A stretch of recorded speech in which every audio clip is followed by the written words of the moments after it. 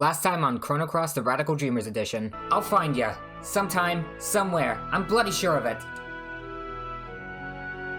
No matter the time, no matter the world you live in, I'll find ya. When you say it like that, it sounds like a threat. It is a threat. I haven't forgotten that you let me sleep for 2.5 years. Wasn't it 3? Mate, I'll kick your ass so hard I'll kiss the moons. I got it. And now back to the extras. Hello and welcome to the channel. Today we're checking out the Radical Dreamers story for Chrono Cross. What's happening? I didn't press anything. I was just going through the intro again. But yeah, from what I understand, this is kind of like a short story. I don't think there's any gameplay. Oh. It all began with a notebook my mother handed me. She told me she found it while cleaning out the closet. This old notebook, covered with mold, was a diary that belonged to my grandfather who passed away years ago. It contained his distant memories.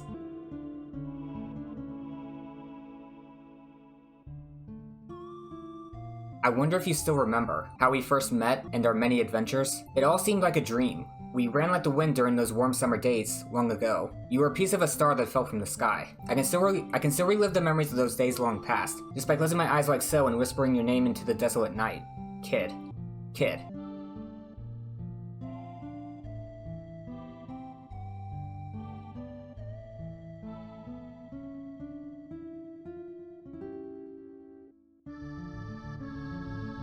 Ooh. Kid. Hey, kid.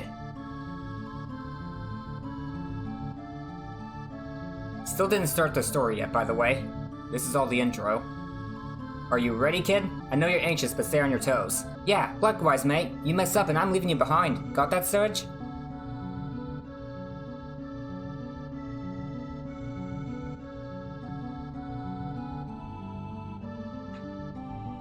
Come on, Magil, let's go. That bastard Lynx is gonna get what he deserves. Say your prayers, not that it'll do you any good. Ha ha ha ha ha. Yeah, I'm not exactly sure what to expect from this, so let's jump right in. So I don't think this is an RPG with, like, battles and stuff. It's mostly reading. The old lady's tip-off was right on the money. This is probably Kid. The counterspell on the barrier around the outer walls could have done a real number on us. Kid's plain, unadorned braid flicked back and forth across her shoulders as she walked. We picked our way through the elaborate lattice of the manor's magic shields, moving in closer and closer to Lord Lynx's stronghold. There were 3 of us, Kid, Magil, and me. Who's me? I guess it must have been 3 years already since I first met Kid. Back then, I was just a wandering musician, traveling wherever my feet would take me, and wherever a few tunes would pay for a warm bed. It was in the Outlands, in a town called Regiora, where we first ran across one another. And since then, she dragged me along on a whole bunch of adventures, and misadventures too. Ah, Kid. She was a thief. And not just any thief, just a few months shy of 17 and already renowned as one of the realm's greatest. Oh yeah, we never addressed the Radical Dreamers being thieves. What's more, she was achingly beautiful, stylish, a joy to be around, and a dab hand at campsite cooking. Or so she liked to claim. The truth was a little different. She's British. Those bandits with hearts of gold you've heard about in stories, the ones who steal from the rich to give to the poor, yeah, that wasn't Kid's style. She was short-tempered, prone to lying, bossy and obsessed with money. And rarely did she care to listen to a single word anyone said to her. But she wasn't all bad. Probably. Maybe. Sometimes. She had her moments anyway. I glanced over my shoulder to see a shadow hovering behind us, blending into the darkness like smoke. Magil. Also known as Magil the Shade. He was Kid's partner, but even after 3 years, I still hardly knew anything about him. All I knew was that he was around 30 years old, and not much of a talker. But he was one heck of a mage. I heard that he and Kid had started working together way before I met her. He always covered the top half of his face with a mask, and I'd never seen what he looked like underneath. He was a man so mysterious that it sometimes seemed like he was an interloper from another world. It wasn't like Kid was exactly big on details about her past, but Magil? He might as well not have had one. And Kid didn't seem to know much about her partner in crime either. What kind of man he was, what kind of life he'd lived before. Nothing. You might ask how exactly I wound up being part of this merry band. Well, it's complicated. I guess you could say that life doesn't always turn out the way you think it will. Kid, who was heading up our little raiding party, suddenly stopped dead. Look lively, boys. We've got company. We glanced around warily as cold, cruel eyes emerged from the darkness. Cats! I heard a low growl. Dark shadows prowled through the night surrounding us. A pack of wildcats! There must have been about 10 of them. A thrill of fear ran down my spine. Flustered, I pulled my knife from my belt. Kid calmly shifted into a fighting stance. Watch yourselves. I don't reckon these buggers have been treated for rabies. Come to think of it, I never knew if cats could get rabies, because that's always associated with dogs. The wildcats snarled and growled as they slowly closed in on us, drawing the noose tighter and tighter. Their eyes glinted in the darkness like fireflies, and strings of eager spittle dripped wetly to the ground. Then one of them sent an almighty roar soaring to the moon, and the hunt was on. What was I going to do? I don't know if I can use magic. I defended myself. Think fast! I didn't press anything. Kid dived into the thick of the pack of wildcats and gave the largest of their number an almighty kick in the chops. The startled beast gave a yelp as it was sent flying. I turned to my right to see that a nearby wildcat was charging towards me, its head lowered menacingly. Panicked, I tried to make a last-second dodge. But it wasn't quite fast enough. Its claws scraped against my side as it rushed past me. Yeah. I winced in pain for a moment, then turned to face my foe and readied myself. I struck at it wildly. I slashed at a nearby wildcat with my knife. The beast tried to leap clear, but I was already too close. Oh, I'm pretty capable. I felt the blade make contact and was rewarded with a screech of pain. The wildcat jumped away, this time managing to put some space between us. It looked like I hadn't cut it very deeply. Oh, it's a remix of the battle theme. I stood my ground, changing my grip on the knife and waiting for another chance to attack. Ragnus, behind you! Panicked by Kid's warning, I whirled wildly around and came face to face with a pair of eyes blazing like hellfire. I defended myself. There wasn't time to do anything but try and protect myself. In a moment of sheer desperation, I crossed my arms to guard my face.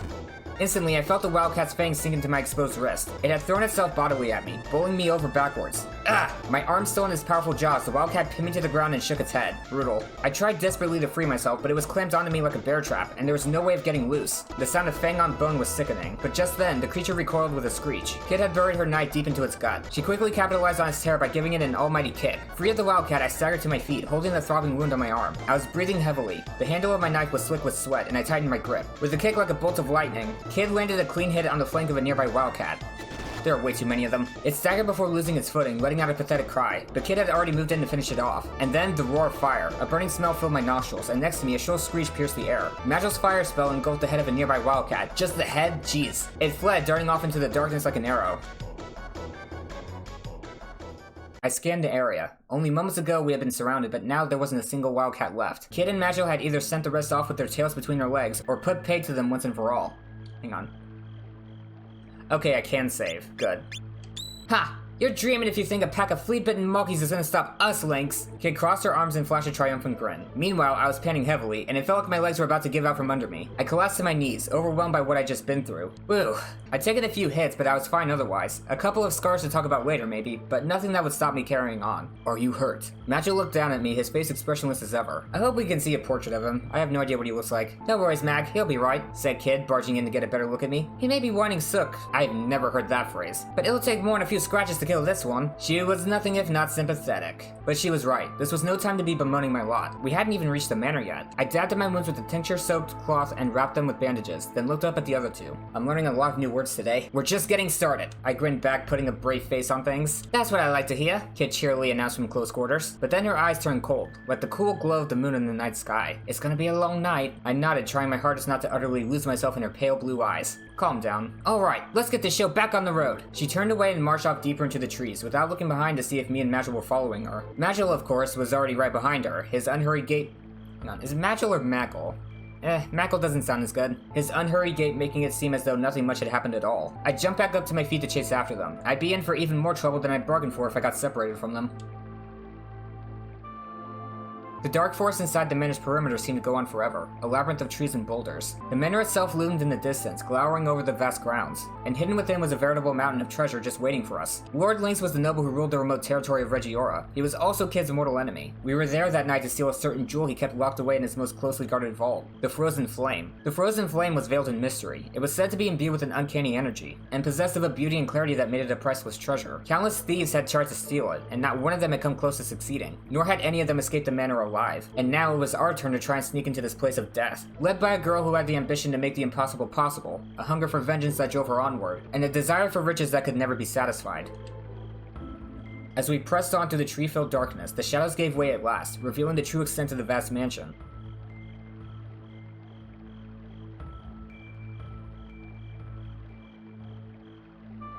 Cool. Finally, say your prayers, Lynx, cause we're coming for ya. Stop giving that asshole so many chances to pray. Keeping to the overgrowth and the shadows of the trees, we made our way around the manor walls in search of a means of entry. Eventually, we came to a terrace overlooking the garden.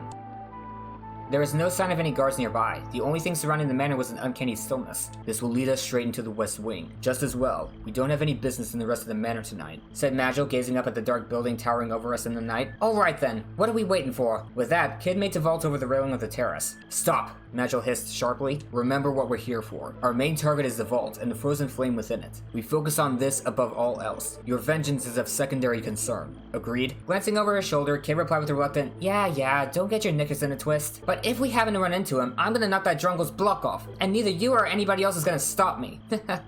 Ha ha ha ha! I guess Kid was going to get away whether we liked it or not. Let's go, boys. The night is young. She cleared the railing with a sprightly hop and vanished inside the manor. I glanced toward Magil and nodded in silence. We followed Kid's lead and were soon inside Lord Lynx's lair. The darkness swallowed us whole.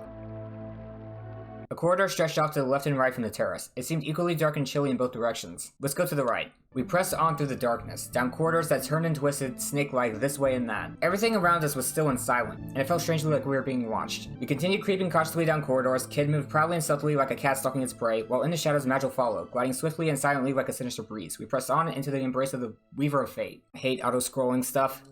Automatically scrolling stuff is the worst. A short way along the corridor running from the right-hand side of the terrace, we found an ancient-looking door, again on our right.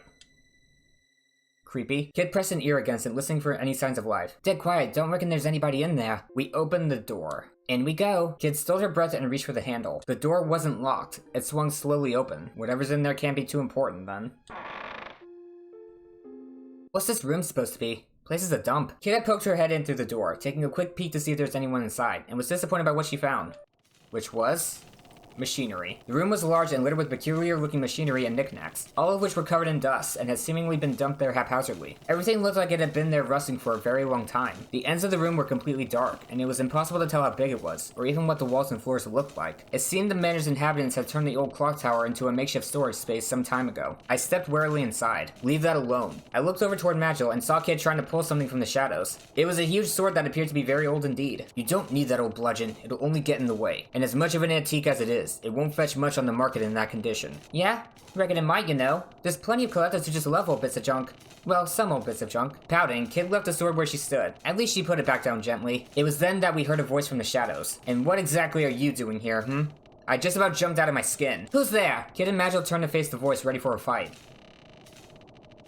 A wizened crone emerged from the shadows. She was hunched over and wore a hood draped over her face. I could tell at a glance that she wasn't just old. She was positively ancient. She's got little birdie friends. It's just some dottery old bag. What do you think you're doing sneaking up on us like that? Kid's shoulders relaxed as the tension left her body. Magil, however, continued to give the woman a piercing stare. Oh, what an impish little thing you are. Here to visit a friend, perhaps? Not in the dead of night, I suspect. The crone narrowed her eyes. Let's get a closer look at you.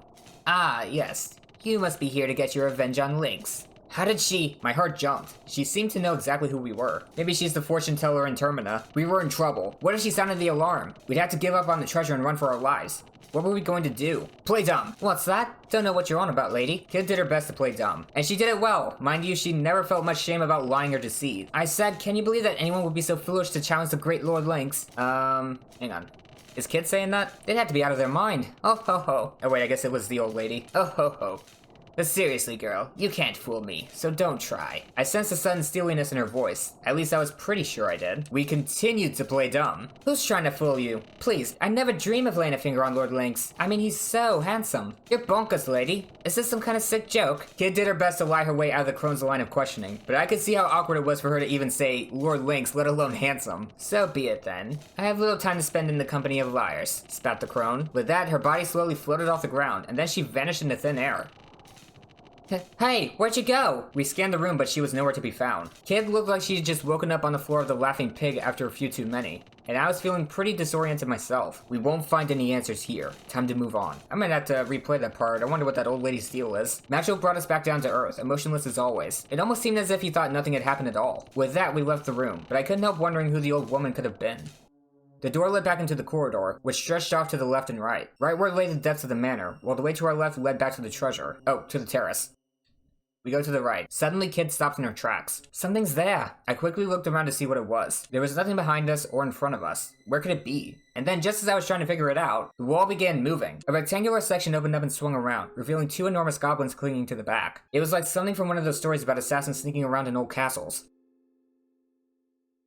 You. Goblins? They definitely looked like goblins to me. Maybe a touch on the large side. There were 4 in total, the 2 in front of us and 2 that had appeared behind us, cutting off our path of escape. Magil rushed toward the 2 behind us. Meanwhile, Kid leapt at the 2 in front, holding her knife in both hands. I drew my knife and rushed to Kid's side. Crash! The spike ball of a goblin's Morningstar smashed into the ground, crushing the stone flooring. Jeez, that's strong. Kid nimbly leapt up into the air, evading the attack and landing on the goblin's exposed hand. She swung upward toward the goblin's head, plunging her knife into its left eye. Ouch. Then she flipped backwards and stood ready for the next attack. That was Kid's style. Float like a butterfly, sting like a bee. Not the beast. The next goblin charged in, swinging its Morningstar toward me. I jumped back. To keep my distance. For a moment, I thought about copying Kid's trick, but I didn't have the confidence to pull it off. I was better off keeping an eye on my enemy and doing things my own way, though I did wish I could fight like her. The goblin pulled the iron ball out of the floor and came at me, swinging it overhead. Oh geez, I'll go with this. I deflected the goblin's driving strike up toward the ceiling, and aimed an almighty blow at his face with my foot. My momentum unbroken, I turned full circle in the air and landed perfectly back on my feet, immediately moving in to thrust my dagger deep into his chest. Kashunk! The blade sank in up to the hilt. What the hell? I leapt backwards trying to put some space between us. Whoops. I gotta make those decisions quick. I think I'm just not gonna read them. Well, at least in situations like this. The goblin grabbed me by the scruff of the neck and threw me bodily across the room. I slammed into the wall, then slid unceremoniously to the floor. The wind completely knocked out of me. I was still gasping for air when the creature's enormous form crashed unexpectedly to the ground beside me. Well, if you were going to do that, why didn't you do it sooner? I thought through the pain. I thanked Magil for his timely intervention. Struth, you're a gutless wonder, Ragnas, grumbled Kid. Business as usual had resumed, it seemed. Sometimes I really did despair. Would it have hurt her to offer a "you hurt, mate" just once in a while? If only to mix things up a bit. I'm a grown man, you know, I have feelings. But as ever, I said it only to myself. Trying to tell her that for real would have been a swift route to an early grave and nothing else. So I let her words wash over me and did my best to stay strong. Oh, the encounter's over. Whew. I'd taken a few knocks, but I was alright. A scrape or 2 wouldn't stop me. Maybe you ain't such a drongo after all. Just goes to show, any old weirdo can make something of themselves if they put their mind to it. Kid's eyes glinted with mischief. How old am I supposed to be? Continuing on down the corridor, we came across a rather sturdy-looking door on our left. It's kind of disturbing how pristine it looks. A little further on stood a stairway leading upward. Well, this door's clearly meant to keep something safe. If there ain't some kind of treasure behind it, me name ain't Kid. Sniff, sniff. Yep, doesn't smell of cold hard cash alright, she muttered to herself as she began to inspect the door more closely. We continued on. No, let's look inside. Bah, what am I, stupid? Of course it's bloody locked. Kid had tried the door handle a few times before giving it a grumpy kick. Bloody door's got a magic barrier on it, and the bloody barrier's got a barrier of its own to boot. Oh wow, that is secure. It'll take more than me putting the boot in to get in through all that. I see. Then unless we find the key, we don't have a hope of getting inside. Reckon I can handle a key hunt, especially if it's that idiot Lynx who's hidden it. If we can find his room, I'll sniff it out in 2 seconds flat. You just watch. There was a little more we could do here, so we decided to look elsewhere. Let's continue on. The corridor ended at the foot of some stairs. With Kid in the lead, we headed upwards. It was dark, and the stairwell was narrow. We watched our footing carefully as we climbed. The stone of the steps was worn smooth with age, and I lost count of how many there were as we spiraled onward and upward. An awful sense of foreboding haunted me. I had no idea why, but it felt as though we were marching to the gallows. When we arrived at the top of the stairs, we were greeted by an old heavy door, looming in the silence.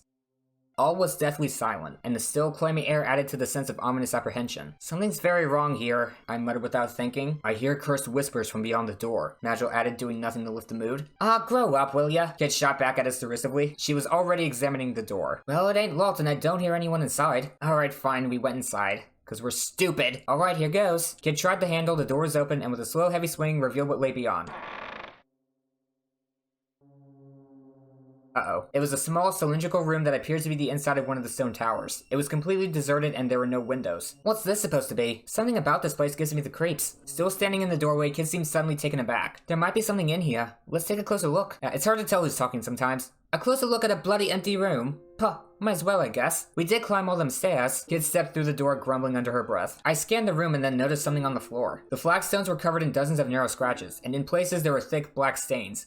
Get out! Something in the stain spoke of a horror that no amount of scrubbing would ever wash away. A malice and a sadness beyond imagining. There's something written here. Crouching in front of a wall, Magil was inspecting some brownish markings that looked like more of the same stains. Someone's carved letters into the wall and scrambled them using blood magic. Kid had gone over to take a look. Looks pretty old. Hard to read, too. Some of it's been worn away. Let's see. I cannot hold out much longer. My only hope now is to leave the Acacian signet in this room. The Acacian signet? As in the Acacian Dragoons? Suddenly the door slammed shut. We jumped to our feet with a start.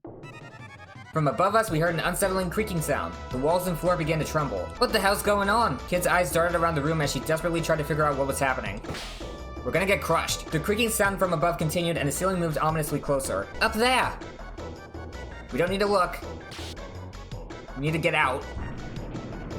Oh, it's spinning.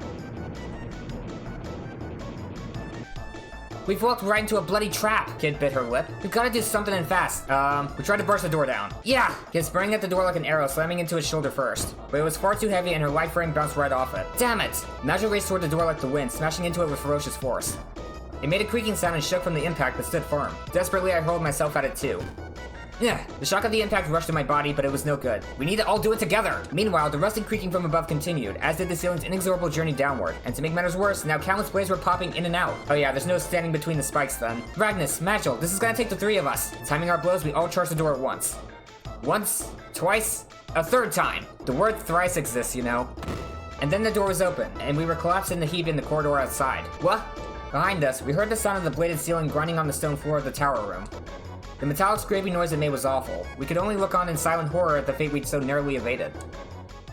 But we're safe. The machinery continued for a short while before slowly coming to a stop. Oh, it wanted to be thorough. It seemed the ceiling trap had finally finished its grisly work. Bugga me! Talk about a nasty surprise. Is it some sort of execution chamber? Magil continued, seeming to be deep in thought. In any case, that writing mentioned Acacia. Yeah, what was all that about? I asked. The Acacia Dragoons, the elite knightly order serving General Viper, who once governed the territory of Galesburg to the west. Former knightly order, I should say. They were wiped out more than a decade ago, by the lord of this very manor, no less. Uh-huh, thanks for the history lesson, Mag. Kid rose to her feet, patting off the dust. Too bad we're not here for fairy tale nights. Come on, we've got a lot more exploring left to do. Magil shrugged silently, and we headed back to the stairs. With Kid in the lead, we headed downstairs. What about the signet? We went down the stairs and continued straight ahead, eventually coming across a sturdy-looking door on our right. The corridor continued further on back toward the terrace. Okay, we continued on. We continued down the corridor, eventually coming across a door on our left. The corridor continued on back toward the terrace. Okay, we went inside. In we go. Kid stilled her breath and reached for the handle. The door wasn't locked, it swung slowly open. Is this the machinery room? It is. The room was completely silent and there was no sign of life. Hello? Any little old ladies in here? No? No kindly old dears who know more and they're letting on looking in the shadows? Come out, wherever you are. Oi, lady, show yourself! The silence spoke volumes. This is a waste of time, pronounced Magil flatly, turning on his heel. We left the dusty old storage room. Let's go left. After a short walk down the corridor, the terrace came into view. Let's go out onto the terrace. We returned to the quiet terrace overlooking the garden, and then I talked to Kid. Alright, Ragnus? You're finally starting to learn how to get your hands dirty, ain't ya? I guess people really can change, if they put in the effort. Kid's eyes shone with an impish playfulness. Well, she hadn't seen anything yet. We should go back inside. We're not here for fun, muttered Magil. Well, he said that, but I talked to Magil. You seem to be coping better than I had expected, Ragnus. Told you before we left. You can count on me. I might have taken a few knocks, but that was alright. Nothing that will get the better of me anytime soon. Right. Dust yourself off and let's get moving. We've got work to do, said Kid. Well, she said that, but we went back into the manor. Go down the left corridor, arriving at an intersection with some stairs. I should have been making a map. The path to the right led down the stairs, the path to the left was a dark side passage, and the main corridor continued straight onward. Let's check out the side passage. We headed down the side passage. At the end of it, we came to an old, immaculately polished door. Not as immaculate as that other door. Let's go inside. Kid gently pushed the door ajar and peeked into the room. Oh, I haven't saved in a while. Next thing I knew, she'd slipped inside. Magil and I followed. Looks like a study. The room was lit by the moonlight coming through the long, slender windows, slanting down in pale beams to the darkness. It was pretty big for a study. Yeah, it's like a library, with an immaculate antique desk dominating the center. There were rows of bookshelves lined with thick, dusty old tomes. The wall to the rear of the room was decorated with paintings, and shelves of vases and painted plates stood before it. They all seemed to be curios from foreign lands. I'm gonna check the desk. I went over to the desk and started searching the drawers. It's a good place to start looking. There, I found a neatly arranged set of pens, ink bottles, and other writing materials. Nothing of interest, in other words. A small portrait on the desk caught my eye. It was a picture of a young girl with a gentle smile on her lips. Who was she? That's the girl Lynx adopted? If you ask me, it wasn't because he was looking to help the needy, said Kid, peering over my shoulder. She wrinkled her nose in distaste. Not even a looker. Suddenly there was a knock at the door. Hide! It wasn't a loud knock, but in the bottomless silence of the night, it might as well have been a thunderclap. Kid and I stood bolt upright and turned toward it. Magil, meanwhile, hid in the shadows, drifting away like smoke. Because he's the only smart one here. Panicked, I whispered to Kid. Hide under the desk. You what? There's no time. I shoved Kid under the desk, then darted under it with her. Oof. It was more cramped than I thought it would be. I packed myself in as best I could, but Kid and I found ourselves in an awkward tangle of legs and arms. Slowly, the door opened. Flickering candlelight spread from the doorway with a warm glow. A shadowy figure appeared at the threshold. I tried to pack myself into the space under the desk just a little tighter, and stilled my breath. I looked down for a moment, and my heart skipped a beat. Kid's lips were right there. For a moment, everything else seemed to drift away. The pink bow of her mouth was so soft, so perfectly formed. Suddenly, my heart was beating so loud I thought my chest would burst. I tore my eyes away and squeezed them tightly shut. But it seemed that whoever it was didn't mean to come in. They simply stood there. Strange. I thought I heard something. But the Lord of the Manor is away, of course. Why would there be anyone in here? I have to get over my nerves. Everything was fine until we heard the news that Poor was on the move. The figure quietly closed the door, plunging the room back into darkness. The voice trailed off to a whisper. We remained motionless, keeping our ears pricked for any sign of an unwelcome return. All we heard were footsteps moving away. As I stayed hidden, listening for trouble, a thought began to cross my mind. Kid. Sure does smell nice. Oi, Ragnus, you gonna move your ass or what? She whispered into my ear, her breath tickling as she spoke. Huh? Sorry. I rushed to my feet in a panic, smacking my head right into the top of the desk. Freaking idiot. Ow! Cradling my head in my hands, I crawled out from underneath. Oh, that stings. Kid followed right after and stood up, looking down at me on the floor. Not your most heroic moment. You alright? Yeah, I'll live. In shame. She took a look around the room. No sign of that dirtbag Lynx. Lucky for him, she snorted. So Poor has made its move. Magil emerged from the shadows, contemplating the news we'd overheard. Kid. If the rumors are true, we might well be about to find ourselves in a very difficult situation. This seemed to set her thinking too. Poor was a powerful nation that ruled the southern continent. I'd heard it was a prosperous land whose recent and sudden development had pushed it far ahead of its neighbors. Which made me wonder, what would its inhabitants want here, out in the sticks? They couldn't be after the frozen flame too, could they? As valuable as it might be, a jewel was just a jewel in the grand scheme of things. I couldn't imagine it being an item of national interest. I mean, ultimately, it was just a pretty rock, right? Let them do what they want. If everyone's busy playing soldiers, they won't be bothering us. Come on, we've got things to do. She headed for the door. We left the room and made our way back down the side passage. We made our way back down the dark side passage leading from the study. Eventually, we arrived back at the intersection. Let's explore downwards. Slowly, we crept down the staircase, descending deeper into blackness as we went. At the bottom, the path split. Geez, there's too many branching paths. The way to the left continued to an atrium that resembled a sort of plaza, while the path to the right was a winding passageway that trailed off into darkness. Let's go to the right. Oh. We went down the stairs, then took the passage to our right. Eventually, we came across an ornate door on the right-hand side. Something smelled fresh and pleasant. Flowers? Was it coming from inside? Let's check inside. We found ourselves in a tidy, welcoming room. The knickknacks and curios dotted around the place seemed to be well loved. The stately desk and the cozy-looking bed nearby, meanwhile, suggested the room's occupant was no stranger to luxury. Though the room was richly furnished, somehow it still felt awfully lonely. Kid took a quick look around before commenting. It's Lynx's girl's room. A half-written letter on the desk and a teacup, still warm, suggested that the lady of the manor was still nearby. But it didn't seem that anyone was here now. We decided to search the room. Some charming flowers. A discarded cotton handkerchief, a small bottle of perfume, nothing that meant much to me nor anything that seemed particularly valuable. Wait, is that us? Kid seemed to have the same impression, and scanned the room clearly not expecting to find anything. I think that was Kid. I think we're fine. The only item of note was a small antique box, which bore a crest resembling a viper. I decided where to look next. I picked up the little box. I picked up the small wooden box on the bookshelf. I gently opened the lid and was greeted by a soothing melody. A music box? There was something about that song. I know this tune. Kid was standing next to me and I could see something had changed in her expression. You do, huh, Kid? Someone used to sing it to me. A long time ago. She turned her gaze downward and went silent. Kid? Startled, she turned to me. Her eyelashes glistened as if wet with dew. Surely she couldn't be crying. She walked to the door, not saying a word. Hey, Kid, wait up! We left the room. Was she crying? Was Kid crying? Maybe I was just seeing things. The passage outside the room continued to our left and right. Was there nothing else I could have seen there? I guess we can check out the atrium. Continued down the corridor until we reached an intersection. We went into the atrium. Kid poked her head through the arch-shaped door and took a look around. Huh, it's big in here. Must be some kind of hole. We took a cautious look around, then entered one after another.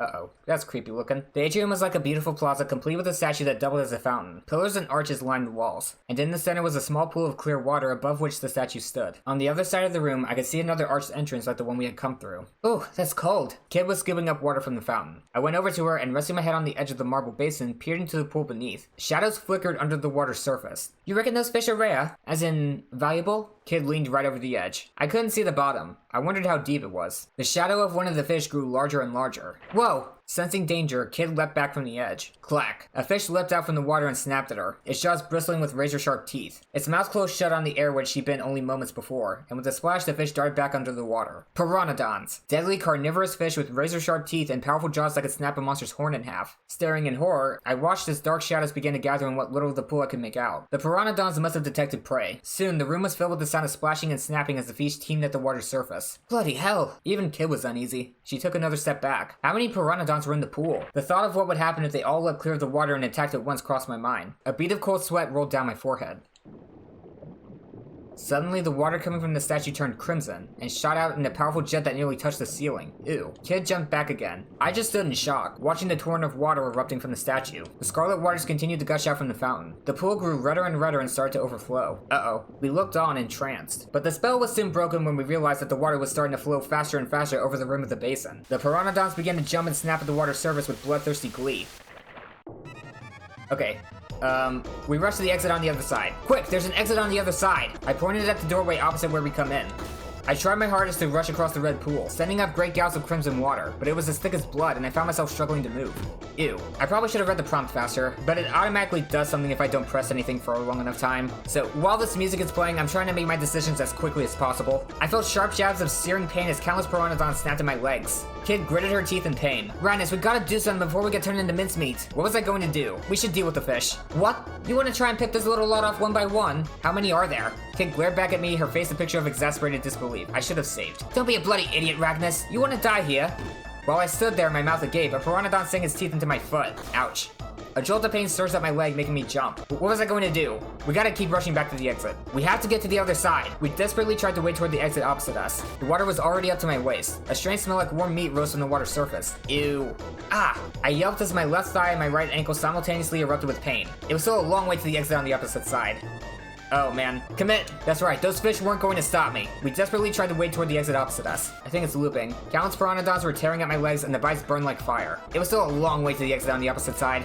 Oh, come on. Okay, fine, we're gonna rush back the way we came. Kid, let's get out of here! In a panic, we splashed through the water back to the corridor we came from. The fangs of the piranodon snapped at my legs, and I felt a searing pain, but I had to endure it if I had any hope of reaching the entrance. Breathing heavily, I finally found myself back in the corridor outside.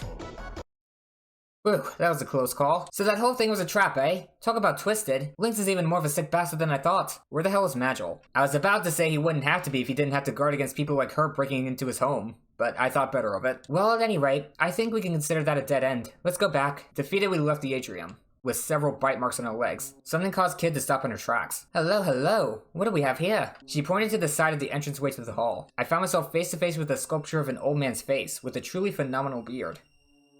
It's alright, I guess. I can't see it very clearly. The sculpture's eyes seemed to gleam with life. For a piece of marble, it seemed almost too realistic. It's a mouth of truth, announced Magil. An enchanted statue that can tell when you're lying. If it catches you out, it'll bite your hand off. Magil kept his explanation simple so that Kid wouldn't drift off before he got to the important part. Huh. So what's it doing here then? I suspect it's part of a greater mechanism. Stick your hand in its gob, do ya?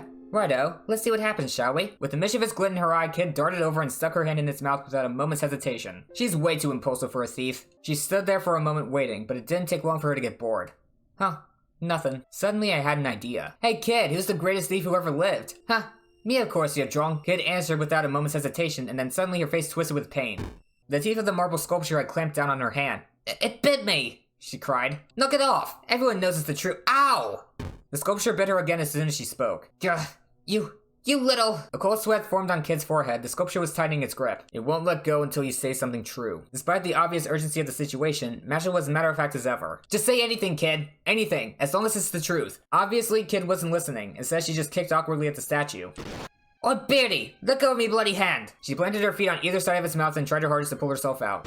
She heaved, kicked and stamped, grunted and strained.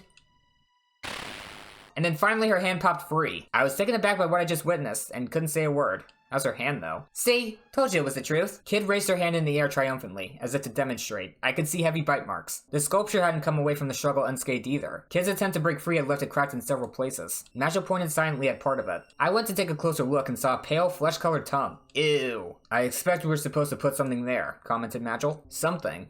What exactly? I replied. Kid stood there for a moment lost in thought, and then she started to unload all the knickknacks she'd been carrying. It was a strange collection of odds and ends, pulled out from her pockets, her boots, and even from her braid. Alright, Ragnus, now it's your turn to have a go at that stupid statue. Kid grinned at me, holding her assortment of knickknacks out on the palms of both hands. I guess she decided that whatever further horrors the statue had in store, she'd rather not face them herself. Nice kid. Real nice. I'm the one who got her hand bit. Grumbling to myself, I reached out to pick an item. I chose. We got a silver mirror, a file, a centipede, tube of lipstick, dried grapes, length of fine thread, a sizable petard, a vellum scroll. Let's try a vellum scroll. I picked up the peculiar piece of parchment. Bracing myself, I shoved it into the mouth of truth. Ha ha ha.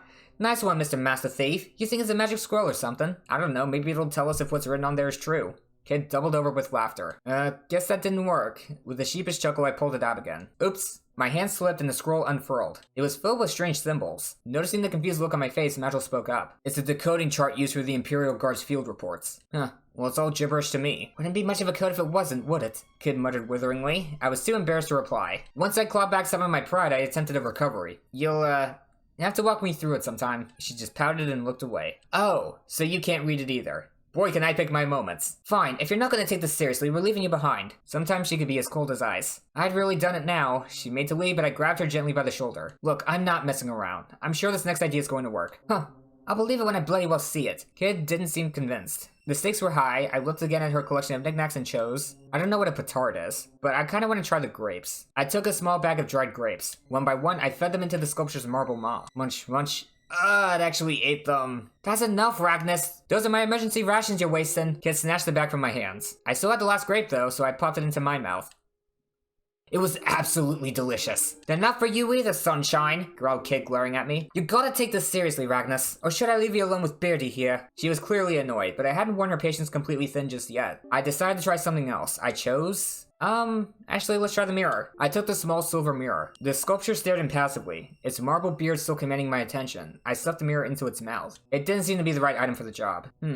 Don't see any cavities. Yeah, very funny. Now give me my favorite mirror back before that thing chomps it to pieces. She lost her patience and snatched it off me. It was rather a nice mirror. I pictured her gazing into it as she braided her hair. Do you want to try something else? Asked Magil dryly. I chose. I picked up the sizable petard. Anxiously, I shoved it inside of the mouth of truth. Hang on. Oh, according to Google, a petard is a bomb. Probably should have saved this for last, but nothing happened. Let the professional handle this, Ragnus. Kid shoved me aside. She was holding a match. Wait a second, you can't be serious! All the blood drained from my face. Deadly serious, mate. Before I could say another word, Kid lit the fuse. An explosion followed, accompanied by a puff of white smoke. When the smoke had cleared, the mouth of truth came into view once more. Still intact, but now very badly cracked indeed. Not quite enough oomph to knock its block off, eh? Should have brought a bigger one. Kid stood there with her arms folded, calmly commenting on the mayhem she just caused. What do you think you're doing? I can't believe you just set that thing off like that. Kid shot me a look. What do you mean? What else are you gonna do with a bomb? She was a complete and utter liability. Well, any more ideas, Ragnus? Asked Kid breezily. I chose. We've got a few more options. I took the piece of thread, a length of very finely spun silk. It didn't seem like a good idea to just shove it in, so I tried dangling it into the statue's mouth. Watch yourself, that stuff ain't cheap. It's made by royal silkworms, I'll have you know. Kid watched me critically. The thread slipped deeper and deeper into the mouth of truth. And then I felt a slight tug. I tried winding it carefully back around my finger. At the end of it was a small piece of paper. Nice one, Ragnus. That's gotta be a clue. Kid's eyes lit up with delight. Score! What's that? Kid looked confused for a moment. And suddenly the statue's tongue leapt out of its mouth. Ugh, what the bloody heck? Kid leapt away like a startled cat. Boing. With Kid safely out of the way, I was the only target left within reach. It's all sticky. I'm gonna be sick. The tongue had covered my face with its thick, warm saliva. But strangely, I felt a sort of glow in the places where it had licked me.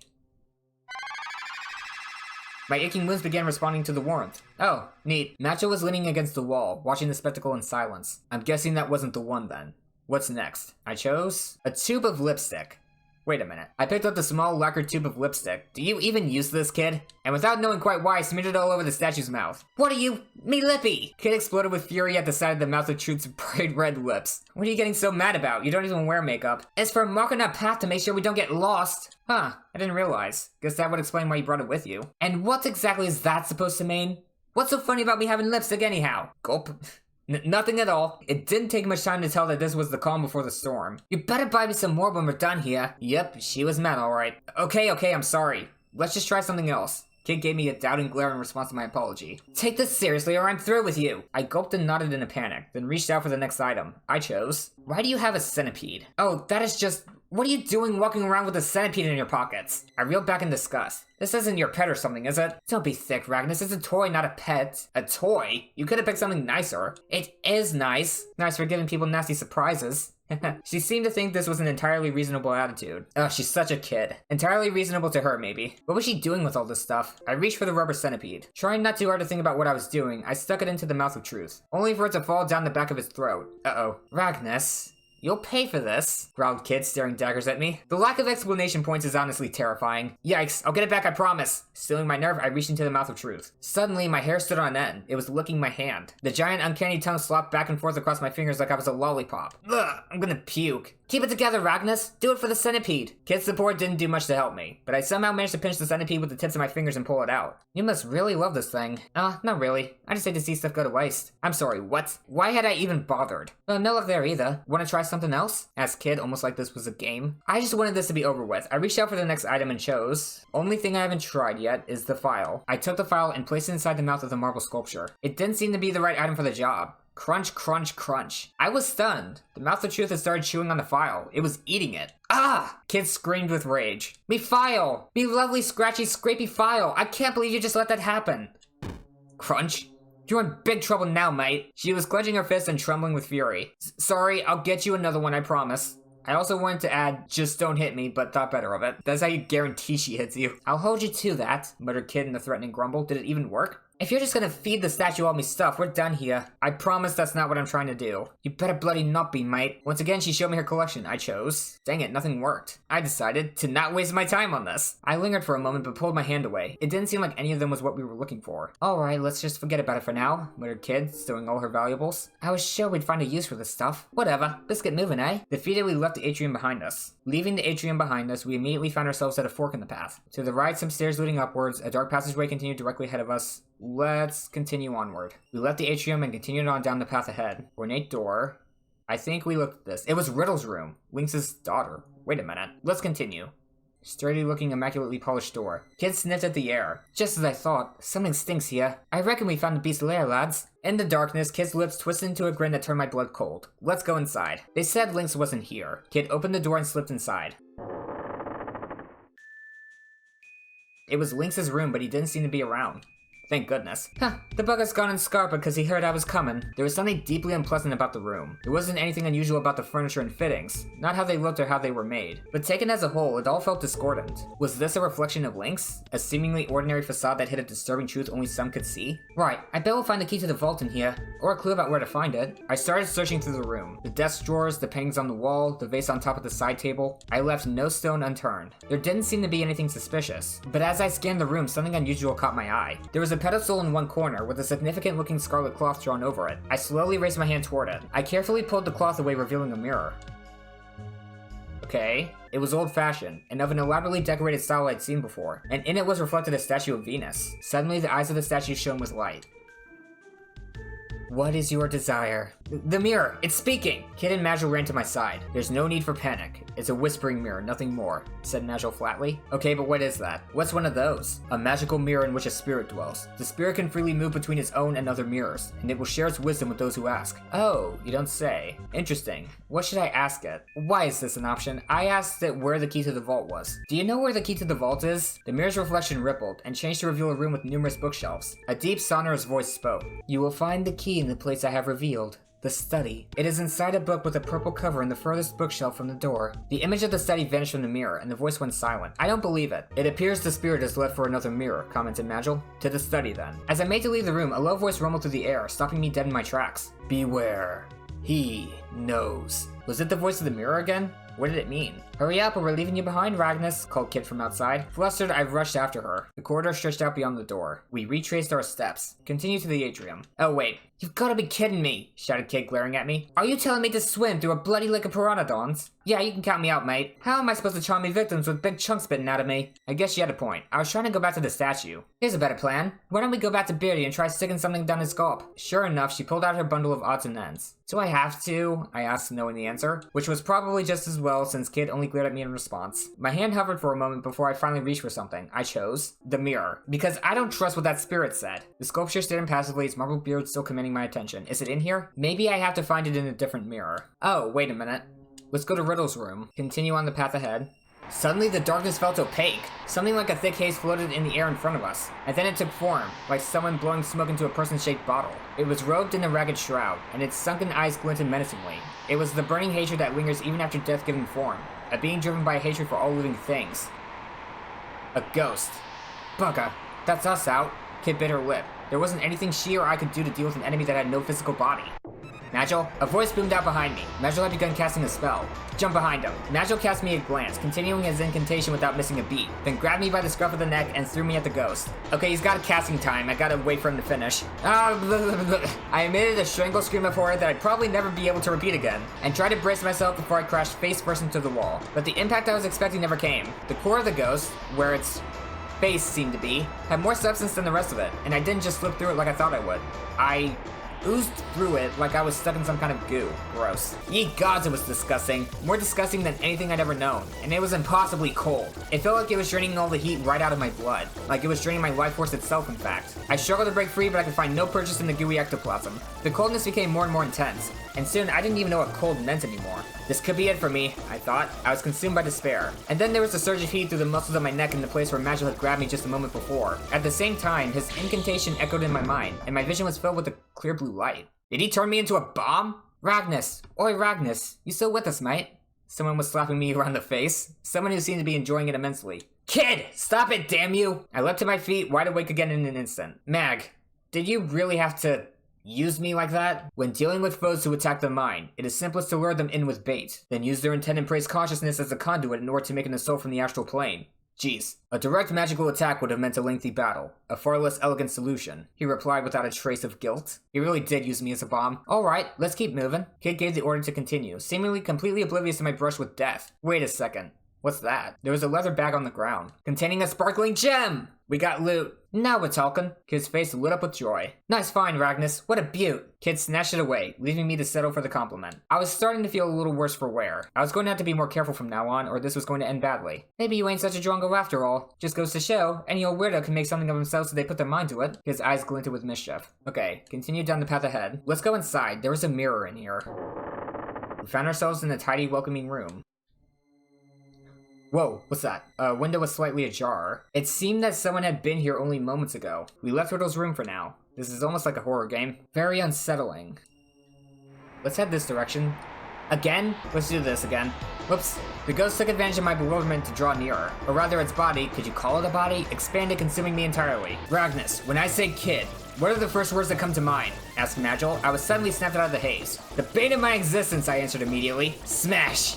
Kid's foot crashed through the ghost without a hint of ectoplasmic resistance, hitting me squarely in the back of the head. Don't make this harder than it needs to be, Ragnus. Well, someone was still themselves, at least. I could feel the life draining out of me with an almost audible sigh. My consciousness became more and more hazy. I wonder how things are back home. Ragnus, what would a washerwoman wish for? Magil had come out with another strange question. Let's go with this. What are you, bloody 4 years old? What am I supposed to say? Kid sighed with disgust. Whatever Magil was planning, I hoped it was going to be worth it. Okay, when I say kid, what's the first words that come to mind? Left from the town square. Mag, what are you? It was no good. I was trying to find out what on earth Magil was on about, but I couldn't even move my mouth to form the words anymore. What are you doing, man? I should have just tried to hide behind him again. What would a washerwoman wish for? Let's go with the first. Wait, no, let's go with this one. You bloody...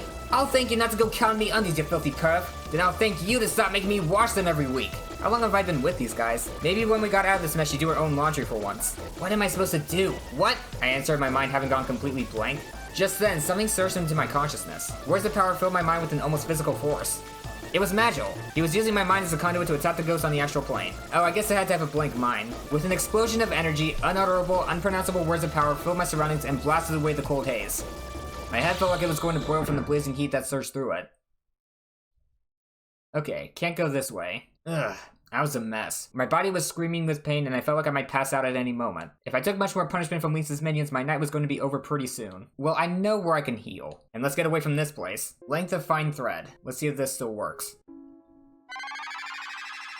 Pretty sure that heals me up, so I won't die the next time I have a bad combat encounter, in theory. Let's head to the library. Oh, here we go, to the study. Right, let's find this key. Light on her feet as always, Kid moved into the center of the room. Where'd the mirror say it was again? Ragnus? She was asking me? How was I supposed to remember? I nearly died twice since then, but I'm pretty sure it was a purple cover. On the far bookcase? I think it was supposed to be the one with the purple cover in the furthest bookcase. Alright, let's see. Seeming to take my word for it, Kid made for the case in question. Right, this is the one. Purple cover, purple cover. Aha, this has gotta be it. Kid pulled out a book from the bottom shelf. Magil and I watched as she opened it. The pages were hollowed out, and inside was an old key decorated with strange symbols. Nailed it. Nice one, Ragnas. Kid snatched the key from inside of the book. Right, time to finally get a look at this treasure. Having got what we came for, we left the study. Did I look at the left branch yet? Leading the group as usual, Kid suddenly stopped. What's that? She jabbed her finger at something in the darkness. Straining my eyes, I could see a pale white bundle of something shaking in the shadows. Huh, that's strange. I moved in front of Kid to try to get a better look, and then suddenly the strange presence started crawling across the floor toward us at an unbelievable speed. I didn't have time to brace myself. The white figure reached my foot, then reared up to its full height. Oh, it was a skeleton. The skeleton and I stood face to face, its empty eye sockets staring straight at me, or seeming to at least. Tackle! I charged in to tackle the skeleton. Yeah! There was a crunching sound and a clattering of bones as the skeleton was knocked back by the blow. Its body split clean in two at the waist. Better luck next time. As if in response, the skeleton's upper body picked itself up from the ground, turning its skull toward me. Balancing its body with its left hand, it then pulled the skull from its head with its right hand. What's it doing now? Before I could get the words out, it had heaved its skull at me. What was I going to do? Catch it! Sweat, I caught it in both hands, and flung it back, and slammed it into the floor. Spike it! I slammed the skull into the ground. It smashed to pieces with a satisfying crunch, and as soon as it had, the skeleton's torso collapsed into a lifeless heap. Pretty stupid move, but I guess he didn't have a very good head on his shoulders. Ragnas. Come on, that was a good one. It won't be troubling us anymore. Time to move on. Oh, ornate double doors. Let's check inside. Kid gently pushed the heavy doors open and peeked inside. Doesn't look like anyone's in there. It seemed to be the main hall of the manor. There was a massive table, beautiful decorations on the walls, and thick columns decorated with sculptures of birds and beasts. Fixed to the wall in the back towered a tremendous pipework like a burnished black mountain. Dozens of candles provided a dim, flickering light, setting the corners of the room dancing in and out of shadow. Several enormous portraits glowered down from high on the wall. Were these members of Lynx's family? I was busy staring at a painting depicting a young husband and wife, when I realized that their eyes had turned to look right at me. Okay, they hadn't. Don't worry, this isn't about to turn into some dumb ghost story. It's already a dumb ghost story. It just looked that way because of the way the flickering light of the candles reflected against the glossy oil paintings. Obviously. Probably. This place gives me the creeps. And get a load of all those ugly mugs. There's nothing for us here. Let's look somewhere else. Neither Magil nor I had any objections. We left the hall and returned to the corridor. Let's go back to the atrium, see if I can heal up with this. Oh, what? The note says try again. We stood in stunned silence. You lucky, tricky piece of... Gah! Kid ripped up the paper in a rage and threw it away, then started kicking the mouth of truth. Did I use up my heals or something? Let's just move on to the main hall. Let's go inside. Oh, it's this room. I was busy staring at a painting depicting an intimidating old man, when his eyes suddenly widened and he stuck his tongue out at me. No, I was just seeing things again. It just looked that way because of how the flickering light of the candles was reflecting off the glossy oil paints. I mean, that could totally happen, right? Definitely. Okay, maybe. Leading the group as usual, Kid suddenly stopped. Another skeleton. Here we go again. Tackle! Catch it! Slam it! Easy. Skeletons suck. Keep following the corridor. Kid stopped in her tracks, signaling to us with a hand behind her back. She drew her knife and stared into the darkness. We heard the clinking of metal from just up ahead. Goblin guards. It wasn't likely there'd be anyone else going for a nighttime stroll around the manor wearing armor. Draw my knife and ready myself. I picked up on the situation pretty quickly and drew my knife preparing for a fight. Kid gave me a sideways glance. You know something? You're starting to look like a real thief. Now you just need to walk the walk, she grinned. Alright, Ragnas, Magil, let's get him! Kid leapt forward, confident as ever. It was like she thought nothing could go wrong. Could it?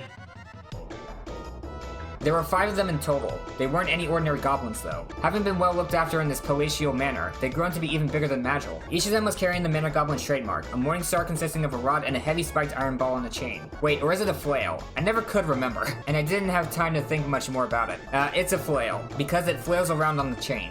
Jump back to evade the attack. I seized the opportunity and tried to thrust my knife into the goblin's chest, only to stab it squarely in the gut. I rushed to pull it out, but before I could, the creature had grabbed my arm in its meaty fist. I looked up to see it glaring at me with a mad grin on its face, its fangs dripped with saliva. Magil, help! The second I cried out to him, a red blaze erupted from the goblin's back. The creature went up in flames. I tried to run, but I managed to get my hand well and truly trapped. Damn it, if those flames catch my clothes, I'm done for. I focused all my strength on trying to pull my hand free. Flop. Suddenly I was free, and rolling unceremoniously across the floor, wincing in pain. The flames surrounding me had vanished. I lay flat on the floor, almost unconscious with exhaustion. Oi, what do you think you're doing? Give me a break, will you? Give you a break! Uh-oh. I think we're fine. It automatically scrolled. I don't know what was said there. Let's continue on. Where was I going again? I think it was here. Let's go inside. This should do it. Kid slipped the key we found into the lock. Lines of magical light flashed across the surface of the door and vanished as various magical barriers were dispelled. Up, down, left, right, blue, red, green. Every color under the sun. And then all was quiet, and the darkness of the manor returned. Right, we're in. With a creak, the heavy door gently swung open. As soon as I saw what was inside, I gave a gasp. Kid stepped inside. Whoa, we've hit the mother lode! What's glowing over there? Out of the darkness loomed a veritable mountain of gold, silver, priceless works of art, and exquisite trinkets. Kid looked as if she were on the verge of drooling at the sight of it all. But what thief wouldn't have been? After all, this was the kind of hoard that few people would ever come across in their lifetime. The smallest fraction of this vast amount of riches would have seen even the most careless spendthrift set for life. Our goal is the frozen flame. Ignore the rest. Magil spoke with an icy dedication to our mission, yet not even batted an eyelid at the sight that greeted us. Yeah, I know. She was disappointed, of course, but she soon set about scanning the room for the object of our hunt. Wait, is that it? Look, on the pedestal over there. I turned to see what Kid was pointing at. There it was. A small yet perfectly formed jewel that gave off a pale red light. A jewel that looked like a flickering fire suspended in time. The frozen flame. Silently, Magil walked toward the pedestal. I called out, "Wait, we have to be careful!" You're right. This is Lynx we're dealing with after all. It may very well be trapped. We should be on our guard. We need to be quick about this. But fine, have it your way, grumbled Kid, looking away. Magil examined the pedestal for a short while, then paused. We were wise to be cautious. Placing his left hand on the base of the pedestal, he muttered an incantation, drawing quick sigils in the air with his right hand. Some glyphs appeared on its smooth surface and for a moment blazed brightly. There. Now we can proceed. Magil calmly reached out and grabbed hold of the red jewel. Dun-da-da-da! Ragnus and friends obtained the frozen flame. Phew! We managed to get what we came for without anything horrible happening to us. I breathed a sigh of relief and turned again to Magil. He was staring silently at the jewel in his hands. Magil, we did it! Let's get out of— Before I could finish, the frozen flame crumbled to dust. This flame was a fake. Lynx must be keeping the real one somewhere safe. What? Suddenly a siren rang out. The room was flooded with light and metal bars slammed down in front of the door. Crap. I turned with a gasp to see Kid frozen, an ornate crown in her hands, and a wide-eyed look of awkward shock on her face. Kid! Dun-da-da-da! Kid and friends obtained a golden crown too. You're kidding me, right? You had to go and— You complete bonehead! I let rip with a stream of choice insults. In my head, that is. Metallic parrots in the four corners of the room suddenly came to life, flapping their wings and screeching. Rah! Thieves! Thieves! We're in trouble. These things are going nowhere, said Magil, inspecting the bars covering the door. Although to look at him, you wouldn't have thought there was anything wrong. Which way? Which way? The parrots! The parrots! To the vault! The vault! We heard voices in the distance. The manor guards were coming. Kid died behind a pile of gold coins. Find some way to hide! In a panic, I looked around the room. There was a large chest sitting wide open next to a pillar. I rushed to empty it out, then plunged in head first and closed the lid. Captain! Captain! There's no sign of anyone in there! No sign! Strange. Peculiar. No one has ever escaped before. None have ever fled the Mousetrap's clutches. None. I gently pushed up the lid of the chest and peeked through the gap. There were 5 goblins wearing suits of armor, unlocking the gate and about to make their way inside. One of the goblins looked around the room, jerking his neck as he peered into the shadows. Captain? What if it actually was a mouse this time? Chef was grumbling about mouses the other day, Captain. A mouse? A rodent? A rat? Would a teeny tiny thing like that really have sprung the trap? Replied a stocky, plump-looking goblin, who must have been the captain. He didn't seem convinced. That was when I heard a strange but oddly familiar sound from a corner of the room. Squeak, squeak. It was coming from where Kid was hiding. Startled, the troop of goblins stopped and looked at each other. For a moment, none of them spoke. Eventually, the goblin captain rubbed his chin through his jowls and offered his thoughts. Mouses? I'm sure Chef was complaining about cats. Meow, meow. That voice again. You shouldn't have switched it up. Again, silence. The goblins only looked at each other. Funny you should say that, Captain. Way I heard it, it weren't mouses or cats, it was a heckran. An awkward silence followed. In my mind's eye, I could see Kid racking her brains to work out what a heckran was. I smell a rat. By which I mean a thief. Following the captain's lead, the guards reached for their weapons, and then... Heck. Heck, heck, heck. Hecka heck heck. Hecka heck heck. Run run hecka run. Listen, it really is a heckran by heck. That proves it. The goblin guards grinned and nodded to each other. Cheeky little devil. Surprised me there. Let's get out of here, boys. The goblins filed out of the vault. I breathed a sigh of relief. And then they came charging back in again with a mighty roar. There's no such thing as heckrans. What? You sneaky little buggers! Roared Kid, leaping out from behind the pile of gold coins. You're one to talk, thief! Brandishing their weapons menacingly, the goblins moved slowly forward, forcing Kid into a corner. I quietly eased open the lid of the coffer and slipped out. Can't leave you anywhere, can I?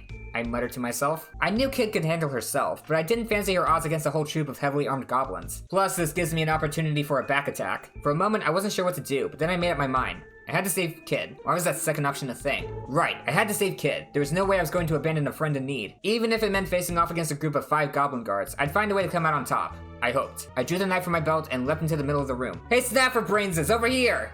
I should have stabbed one in the back! The goblins all turned to look at me at the same time. 10 beady, cruel little eyes all staring daggers at me. Fool, in a hurry to die, are we? I gulped and wondered if making a run for it might have been a better plan of action after all. Humans are so stupid! The goblin captain chuckled and licked his teeth. Yep, this one's got a death wish, alright. Why else would he be so stupid as to come after Lord Lynx's treasure? Ha! That's a first. Being called dumb by a bloody goblin. Try acting tough when you're crying to your mum later on. Judging by Kid's response, she wasn't feeling massively threatened. And you tell her it was Kid who kicked your teeth in. So you're Kid, are you? The sneaky little, slippery little thief we've heard so much about. The goblin narrowed his eyes. Lord Lynx will be thanking me from now until my retirement when I bring him your head on a silver platter. Fight time. The goblin captain pulled his Morningstar from his waist and started swinging. You don't know who you're messing with. We ain't no ordinary goblins, sweetheart. We're Lord Lynx's elite guard. The goblins that gobble other goblins. That's right. The Gob Squad. I'll quit shooting your mouth off and let me stick a boot in it. And with that, Kid launched into a lightning-fast spinning kick. Her boot connected with the side of a goblin's head with a crack, sending the creature tumbling to the ground. Get him, lads! The boy looks scrawny. Start with him. What? The goblin captain spun the heavy metal ball of his Morningstar in the air. Glorious Gob Strike! Aye aye. The goblin charged across the room in response to their captain's command. Gob Strike incoming. Dodge! Well, I tried to at least. The Morningstar slammed into my shoulder with a sickening impact. Uh-oh. I writhed in agony, at the same time trying not to lose sight of where the next blow might be coming from. That's a spirit, scrombag. I ain't done with you yet. Magil conjured up a black wind which surged forth like a shearing tempest. How does a human know a spell like that? Who are you? The goblin was quickly silenced as the rushing winds tore through it, and it collapsed to the floor with the final shriek. Brutal. Magil looked down at his victim, his expression unchanged. Another goblin flew down from overhead. Bombs away! With a growl, it sent his Morningstar swinging from above. I rolled away. I rolled across the floor, dodging the attack. The Morningstar crashed into the flagstone, sending sparks flying. That was a close shave. I made good my escape by rolling further, clumsily putting some distance between myself and my attacker. Gob Strike incoming! Parry. I just about managed to push my enemy's attack aside and tried to strike back with my knife, landing a heavy blow right in the goblin's unguarded flank. The goblin's face crumpled in agony. Another of the goblins hesitated for just a moment, only to be run through by a spear of pure lightning conjured up by Magil. Magil's a beast. The goblin let out a blood-curdling howl as electricity coursed through its body. It clutched awkwardly at its chest where it had been struck, its face contorted with agony and horror. Magil's cape fluttered, and his piercing eyes stared coldly at its victim. None who defy me shall escape my wrath. Another goblin flew down from overhead. Bombs away! With a growl, it sent its Morningstar flying, swinging from above. Roll away. I know how to deal with you guys now. Gob Strike incoming, we parry. Oh. I just about managed to push my enemy's attack aside and tried to strike back with my knife, only for the goblin to knock away my attack with a flick of its brawny arm and send me crashing into the ground. Ah! The shock sent a flash of bright white light singeing through my head. Magil conjured up a black wind which surged forth like a shearing tempest. Another one incoming. We roll. We dodge. I swiftly dodged the attack. The Morningstar brushed past my cheek. I don't know how, but I managed to escape unscathed. I lost my balance though and fell clumsily to the floor. Magil conjured up a black wind, surged like a shearing tempest. I wonder what's up with Magil. Long live Lord Lynx! Glory to the Gob Squad! With these final words, the goblin collapsed. That was the last of them. We made it. Thanks, Magil. Huh. Piece of cake, said Kid, putting a brave face on things as she wiped the sweat from her brow with her arm. And then she stopped and looked at me. Ragnas, what were you thinking, you great Drongo? Getting the goblins to come after you like that? You really didn't have to, you know. Still, thanks. Can't say I wasn't happy to see a crazy ass jump in like that. She was actually smiling at me. Kid's smile kindled a light inside me, and with it a peculiar warmth that came in ripples. And then Magil stepped in. Save the chatter for later. We can't waste any more time here. The frozen flame must be somewhere else in the manor. Alright, mate. Thanks for stating the obvious. It's not my bloody fault that Lynx has to make things so bloody difficult for everyone. Kid spun on her heel and made a sulky about face for the door. Suddenly her attention returned to the pile of defeated goblins. This bunch of Drongos said they're Lynx's elite guard, right? Bet they've got some nice loot on them. With that, she started unceremoniously rummaging through the fallen captain's pockets. She was like a hyena sniffing for scraps. Hello, hello, what's this? She found an odd metal plate. It resembled an open hand, and was covered in runes. Reckon this might open some other magic door somewhere. Well, never know when it might come in handy either way. Finders keepers. The plate vanished into Kid's pocket. Looks like there's nothing else worth taking, unless you count pocket lint and bits of string. She rose to her feet and looked around the room. You know, it's a real shame to leave the rest of all this loot just sitting here unloved. Suppose we can come back for it whenever. Kid turned to face us and flashed a grin. Alright lads, let's get a move on. It ain't gonna be dark forever. That hand-shaped plate is our only clue for now, muttered Magil seemingly to himself. And with that, we left the vault in search of the real frozen flame. Let's head back to the statue. Hello, Beardy. Let's use the hand-shaped plate. I took the hand-shaped metal plate we'd found. After taking another look at the runes, I was no closer to working out what they might mean. Here goes nothing. I stuck the plate into the mouth of Truth's marble maw. As soon as I did so, its eyes rolled upward, and the wall gave a light judder.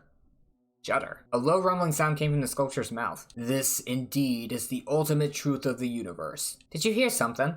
Yeah. I watched the mouth of Truth in confusion. Its great marble tongue lolled out, almost like a snake. It coiled around the plate, seizing it and pulling it deep inside. What's going on?